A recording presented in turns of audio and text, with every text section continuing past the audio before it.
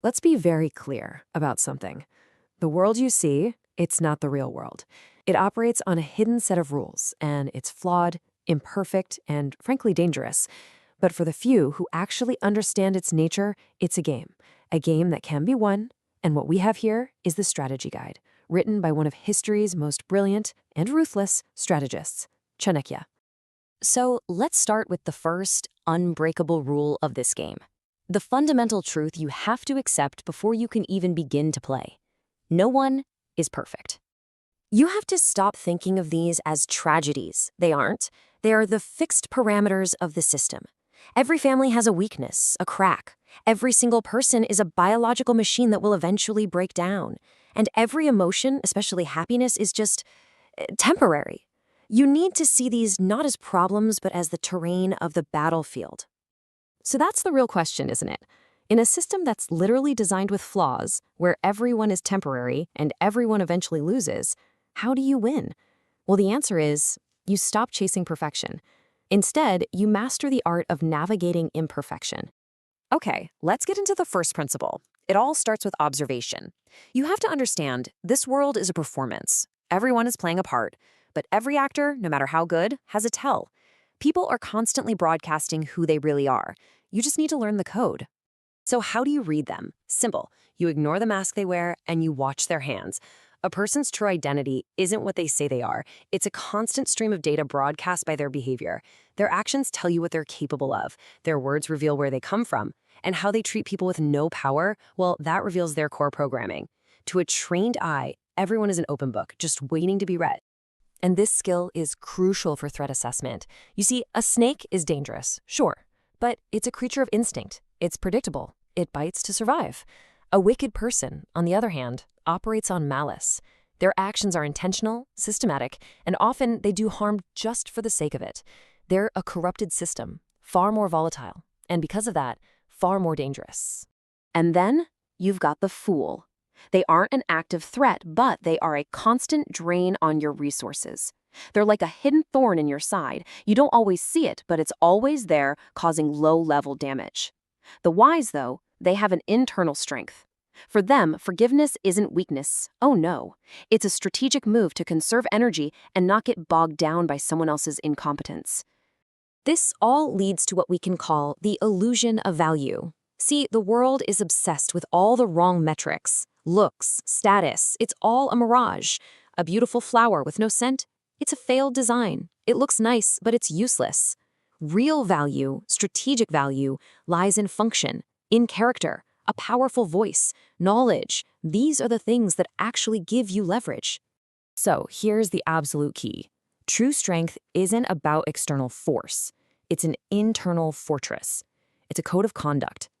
A noble person has lines they absolutely will not cross. Not because they're afraid, but because they have discipline. Their character is an unbreachable wall, which makes them predictable to themselves and a nightmare for their enemies.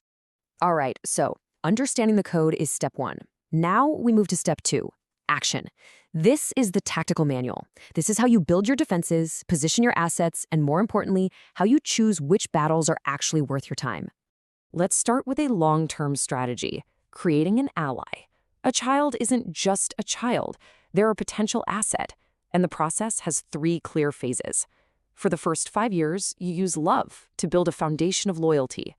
For the next 10, you use discipline to forge them into something strong. But after 16, the training's done. You shift the relationship from one of command to one of counsel. And if you do it right, you've created a powerful, loyal ally for life. Now, think of these as specific countermeasures for common threats. Each one is a tool for a specific problem. Poverty? That's just a lack of resources.